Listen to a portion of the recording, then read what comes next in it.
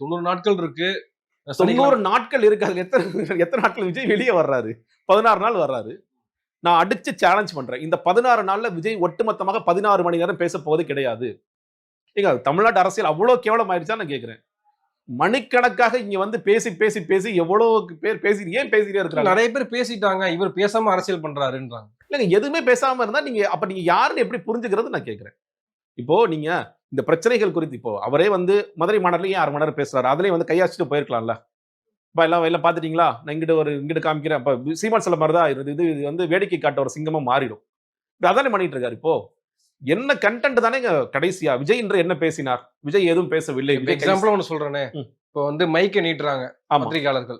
மைக்க நீட்டின உடனே அவர் கதவு சாத்திடுறாரு. அதான் ஆனா சமூக ஊடகங்கள் அதை எடுத்து போட்டு ஊடகங்களை இப்படிதான் பண்ணணும், அவங்களுக்கு இப்படிதான் சமத்தி அடி கொடுக்கணும் அப்படின்னு தாவேக்க தொண்டர்கள் பேசுறாங்க. அதாவது அவனோட அரசியல் புரிதல், அவனோட மேக்ஸிமம் அரசியல் புரிதல் அதுவா தானே இருக்கு. சரி இப்ப நீங்க எப்படி சொல்றீங்க?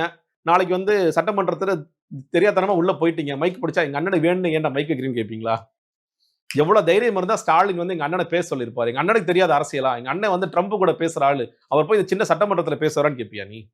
நீங்க ஏன் செய்தியாளர்களை சந்திக்கலாம் சொல்றாங்கன்னா, செய்தியாளர்களை சந்திக்கும் பொழுது அவர்கள் கேட்கின்ற கேள்விகளுக்கு நீங்கள் பதில் சொல்லும் பொழுதுதான் நீங்க யாருன்னு எக்ஸ்போஸ் ஆவீங்க. அப்பதான் தெரியும் எல்லோருக்குமான. முதலமைச்சர் வந்தா சார் இந்த பயணத்தில் என்ன சார் சாதிச்சுட்டு வந்திருக்கீங்க? எதிர்கட்சி தலைவர் நீங்க என்ன சார் செஞ்சுட்டு இருக்கீங்க? பாஜக நயினா நாகேந்திரன் என்ன சார் செய்றீங்க? எல்லோருக்குமான கேள்விகள் பிரேமலதா விஜயகாந்த் யாராக இருந்தாலும் நீங்க பத்திரிகையாளர்கள் மக்களிடம் கொண்டு போய் சேர்ப்பதற்கு அந்த கேள்விகளை கேட்டுட்டே இருக்கிறாங்க. நான் அப்படியே கதவை சாத்திட்டேன்னா முடிஞ்சு போச்சு பாப்பா, நல்ல வேலை தப்பிச்சிட்டேன் அப்படின்னு நீங்க எப்படி நினைக்க முடியும்? நீங்க எந்த தருணத்துல தான் பேச போறீங்கன்னு ஒரு கேள்வி இருக்குல்ல. நான் இன்னொரு சொல்றேன், நீங்க கேள்விகளே கூட எடுக்க வேண்டாம். உண்மையிலே நீங்க பெரிய தைரியசாலி தானே.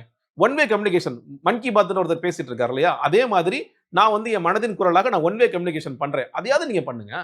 அதையே பண்றதுக்கு நீங்க தைரியம் இல்ல. நான் வந்து பெரிய சிங்கம், நான் வந்து சட்டமன்றத்துக்கு போக போறேன், என்னோட டீமோட சேர்த்து நான் கூட்டிட்டு போக போறேன்னு சொல்றது எப்படி சரியா? இப்ப ராஜ்மோகன் ஒண்ணு சொல்றாருல, இந்த கூட்டம் தன்னிச்சையாக வரக்கூடிய இந்த கூட்டம் இதே திமுகவோ அதிமுகவோ டெம்போ வச்சு கூட்டிட்டு வந்து ஆட்களை இறக்குறோமா, இல்ல வந்து நாங்க பிரியாணிக்கு பீரு வைக்கிறோமா, இப்படி எல்லாம் பல விஷயங்களை மேற்கொண்டு சொல்றாங்க. நான் ஒன்னு சொல்லவா? விஜய் என்ற நடிகராக தமிழக வெற்றி கழகம்னு துவக்காமல் இதே விஜய் வந்தாரு, இந்த கூட்டம் வருமா வராதா? வரும். அப்புறம் அவ்வளவுதான் ஆன்சர். விஜய்ங்கிற நடிகரை பாக்குறதுக்கு வரதாங்க செய்வாங்க. நான் வேற உதாரணம் சொன்னா உடனே மட்டுப்படுத்துறேன்னு சொல்லுவாங்க. இல்லங்க, எந்த நடிகர் வந்தாலும் எந்த நடிகை வந்தாலும் கூட்டம் கூடத்தான் செய்யும். அவங்கள மக்கள் பார்க்கத்தான் வர செய்வாங்க. நான் கூடுதலா அதனாலதான் சேர்த்து சொல்றேன். இதெல்லாம் ஓட்ஸா கன்வெர்ட் ஆகாதுன்னு சில பேர் சொல்ல ஓட்ஸா கன்வெர்ட் ஆகும். ஏன்னா விஜய்ங்கிற அந்த முகம் மட்டும் எனக்கு போதும். விஜய் கையசிச்சாருங்க, எனக்கு அதை விட என்னங்க வேணும் எனக்கு வாழ்க்கையில? என்னோட ஹார்ட்டே வந்து எங்க விஜய் மாமாட்ட தான் இருக்குன்னு சொல்ற பிள்ளைங்க எனக்கு தெரியும்.